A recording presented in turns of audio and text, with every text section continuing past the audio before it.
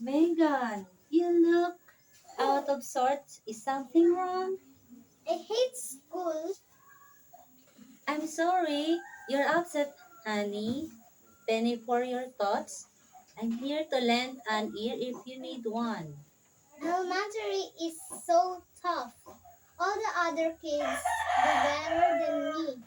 I don't want to cry over split milk, but my math grade dropped from an A to A B plus last quarter.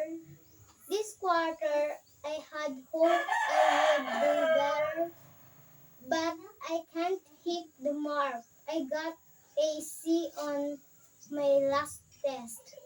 To top it all off, I have too many homework assignments and not enough time. You can get better in math if you haven't mastered the basics. I already know the basics, Mom. You're just adding fuel to the fire right now. I'm sorry, honey. I know you're upset. Why don't you tell me more about it? I'll try to just listen. Well, there's this girl in my math class, Ariana. She gets an A on everything. She knows the answer to every question.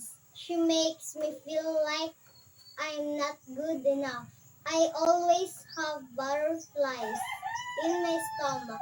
When the teacher asks me a question, I feel like the teacher puts me on the spot. Then, if I get a question wrong, I get made fun of by the other students. Does the teachers know that they do that? I don't think the teacher know, and I'm not going to tell her.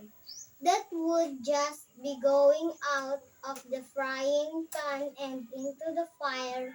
She might stop the other kids from teasing me in class, but they would find other worse ways to pick on me. I'm sorry, honey.